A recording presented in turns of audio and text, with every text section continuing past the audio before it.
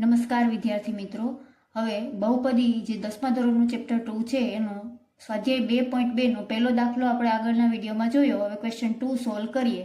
એના 6 દાખલા છે કુલ. ક્વેશ્ચન શું છે? નીચે દર્શાવેલ સંખ્યાઓ અનુક્રમે દ્વિઘાત બહુપદીના શૂન્યનો સરવાળો અને શૂન્યનો ગુણાકાર છે, તો તેના પરથી દ્વિઘાત સમીકરણ મેળવો. એટલે કે આ દાખલો પહેલો છે, એમાં જે આ પહેલું આપેલું છે એ શૂન્યનો સરવાળો છે અને આ જે બીજું આપેલું છે એ શૂન્યનો ગુણાકાર છે. તો એ બંનેનો ઉપયોગ કરી અને દ્વિઘાત સમીકરણ મેળવવાનું છે. તો શૂન્યનો સરવાળોને આપણે આલ્ફા પ્લસ બીટા કહીએ છીએ અને ગુણાકારને આપણે આલ્ફા ગુણ્યા બીટા, આલ્ફા ઇન્ટુ બીટા કહીએ છીએ. તો એના ઉપરથી દ્વિઘાત સમીકરણ કઈ રીતે મેળવવું? તો બુકની અંદર એનું સૂત્ર આપેલું છે. શું છે? સમીકરણ બરાબર x square minus alpha plus beta x plus alpha into beta બરાબર 0. આ સૂત્રનો ઉપયોગ કરીને આપણે સમીકરણ મેળવવાના છે. એની અંદરથી આલ્ફા પ્લસ બીટા અને આલ્ફા ઇન્ટુ બીટાના જવાબો આપણને આપી દીધા છે. તો ચાલુ કરીએ. તો અહીંયા શૂન્યનો સરવાળો કેટલો આપેલું છે? 1/4. તો કે શૂન્યનો સરવાળો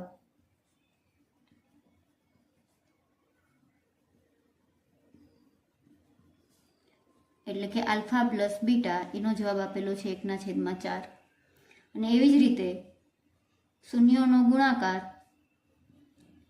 એટલે કે આલ્ફા ઇન્ટુ બીટા કેટલું આપેલું છે? -1. આ બંનેનો ઉપયોગ કરી અને દ્વિઘાત સમીકરણ આપણે મેળવવાનું છે. દ્વિઘાત સમીકરણ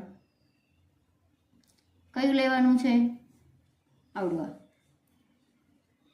x square minus alpha plus beta x plus alpha into beta બરાબર 0. બધાની ખાલી કિંમત જ મૂકવાની છે. એક્સ સ્ક્વેરની જગ્યાએ એક્સ સ્ક્વેર એમનેમ, માઇનસ એમનેમ, આલ્ફા પ્લસ બીટાનો જવાબ મૂકવાનો છે 1/4, કેમ કે આપી દીધો છે. બરાબર. પછી પાછળ શું છે? X plus alpha into beta, એનો જવાબ શું છે? બ્રેકેટની અંદર મૂકવાનો -1 છે બરાબર 0. બરાબર 0 મૂકવાનું નહીં ભૂલવાનું. એક્સ સ્ક્વેર માઇનસ આને 1 ઇન્ટુ એક્સ એટલે કે એક્સના છેદમાં 4 કહી શકાય, પ્લસ માઇનસ -1 બરાબર 0. હવે અહીં એલસીએમ લેવો પડશે. એલસીએમ લેવામાં આપણે મતલબ કે અહીંયા છેદમાં 4 છે તો અહીંયા 4 જોઈશે અને અહીંયા 4 જોઈશે. તો અહીંયા 4 મૂકવા હોય તો અહીંયા પણ 4 મૂકવા પડે. એટલે કે આ થયું 4x સ્ક્વેર. અને એવી જ રીતના અહીંયા 4 જોતા હોય તો અહીંયા પણ 4 મૂકવો પડે. તો કે આ 1 ઇન્ટુ 4 થાય, આન્સર 4. તો આપણે આને આમ કહી શકીએ 4x સ્ક્વેર માઇનસ, અહીંયા તો નીચે 4 છે જ એટલે કે x માઇનસ અહીંયા 4. અને બધાની નીચે 4 આવે કેમ કે મેં એલસીએમ લીધો એનો બરાબર 0. તો આ 4 અહીંયા જતા રહીએ એટલે એ 0 થઈ જાય, કેમ કે 0 ગુણ્યા 4 જવાબ 0. તો અહીંયા વધશે શું? 4x square minus x minus 4. આ 4 અહીંયા જતા રહીએ 0ની બાજુમાં ગુણાકારમાં, તો જવાબ થઈ જાય 0. તો આપણું સમીકરણ આવી ગયું 4x square minus x minus 4. નીચે લખવું પડે આમ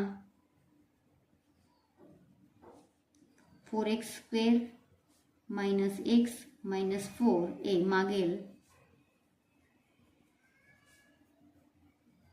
દ્વિઘાત બહુપદી છે.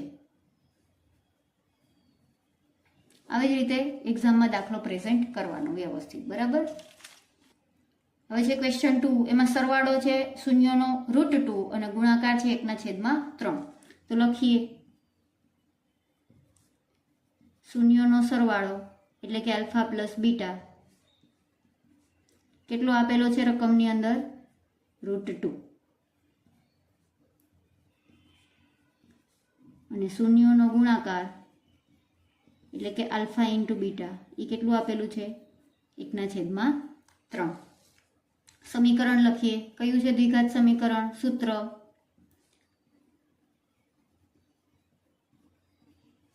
સમીકરણ છે x square minus alpha plus beta x plus alpha into beta બરાબર 0. X square minus alpha plus બીટાનો જવાબ છે √2. પ્લસ છે એટલે અહીં બ્રેકેટ કરવાની જરૂર નથી. પ્લસ ગુણાકારનો જવાબ છે 1/3. પ્લસ છે એટલે ફરી પાછું બ્રેકેટ કરવાની જરૂર નથી. જો અહીંયા બરાબર 0 છે એટલે આગળ તેથીની નિશાની ફરજિયાત કરવી પડે. ફરી પાછું આમાં છેદમાં અહીંયા 3 છે, અહીંયા નથી એટલે એલસીએમ લેવો પડશે. તો એલસીએમ લઈએ તો આ 3 અહીંયા જાય અને આ 3 અહીંયા જાય. આ 3 અહીંયા આગળ આવી જશે એટલે કે 3√2 અને અહીંયા તો 1 ના 1 જ રહેશે બરાબર 0. બધાયના છેદમાં 3 આવે એ અહીંયા 0 ની બાજુમાં ગુણાકારમાં જતા રહીએ તો જવાબ 0 થઈ જાય એટલે એ દર્શાવવાની જરૂર નથી. આગલા દાખલાની અંદર મેં ખાલી સમજાવવા માટે 2 સ્ટેપ એક્સ્ટ્રા કર્યા હતા, પણ દરેક જગ્યાએ ગણવાની જરૂર નથી. ખાલી એલસીએમ લેતી વખતે તમારે અહીંયા કોઈ પણના છેદમાં જે આપ્યું હોય એ બધે આગળ ઉમેરી દેવાનું. તો આપણું દ્વિઘાત સમીકરણ આવી ગયું. આમ 3x² - 3√2x + 1 એ દ્વિઘાત બહુપદી છે.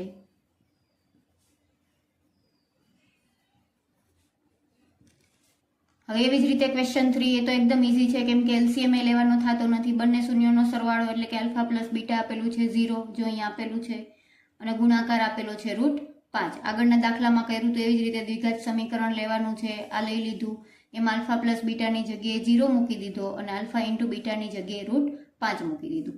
હવે અહીંયા 0 ગુણ્યા x એટલે 0 ના ગુણાકારમાં કંઈ પણ હોય એટલે એ જવાબ 0 જ થઈ જાય, એટલે કે x વાળું પદ ખરેખર અહીંયા છે જ નહીં, એટલે x² વાળું પદ અને આ અચળ સંખ્યા વાળું પદ બરાબર 0. આમાં x વાળું પદ આવશે જ નહીં. તો આમ આપેલ સમીકરણ શું થશે? x² + √5 બરાબર. હવે ક્વેશ્ચન 4 એ પણ એટલો ઈઝી. શૂન્યનો સરવાળો એ 1 છે, શૂન્યનો ગુણાકાર એ 1 છે, તો આપેલા સમીકરણની અંદર આલ્ફા પ્લસ બીટાની જગ્યાએ 1 મૂકી દેવાનું અને આલ્ફા ઇન્ટુ બીટાની જગ્યાએ 1 મૂકી દેવાનું. તો તરત જ -1x 1 તો લખાય નહીં એટલે ખાલી -x અને +1 ડાયરેક્ટ જ સીધું સમીકરણ મળી જાય છે. આમ દ્વિઘાત બહુપદી છે એ કઈ બને? x² - x + 1 બને. આ એકદમ ઈઝી છે. હવે એના પછીનો ક્વેશ્ચન 5, શૂન્યનો સરવાળો આપેલો છે -1/4 અને શૂન્યનો ગુણાકાર આપેલો છે +1/4. આગળના બધા દાખલામાં કર્યું એવી જ રીતે આલ્ફા પ્લસ બીટાની જગ્યાએ -1/4 મૂક્યું અને આલ્ફા ઇન્ટુ બીટાની જગ્યાએ +1/4 મૂક્યું. સાદુરૂપ આપીએ, આ x² એમનેમ રહેશે, માઇનસ માઇનસ +1/4 થઈ જશે, x as it is +1/4 as it is. હવે આના છેદમાં 4 છે, આના છેદમાં 4 છે અને અહીંયા છેદમાં 4 નથી એટલે લસા લઈ લઈએ તો અહીંયા 4 ઉમેરવા પડશે. તો અહીંયા 4x² થઈ જશે પ્લસ અહીંયા 1x થશે એટલે 1 લખવાની જરૂર ન હોય એટલે ખાલી x અને +1. શું કર્યું છે મેં? ખાલી એલસીએમ જ લીધેલો છે અને બધાના છેદમાં 4 આવે એ 0 ને બાજુમાં જતા રહે એટલે 0 × 4 જવાબ 0 થઈ જાય. સ્ટેપ લખવાની જરૂર નથી. તો આપણને સમીકરણ મળી ગયું. આમ 4x² + x + 1 એ દ્વિઘાત બહુપદી છે.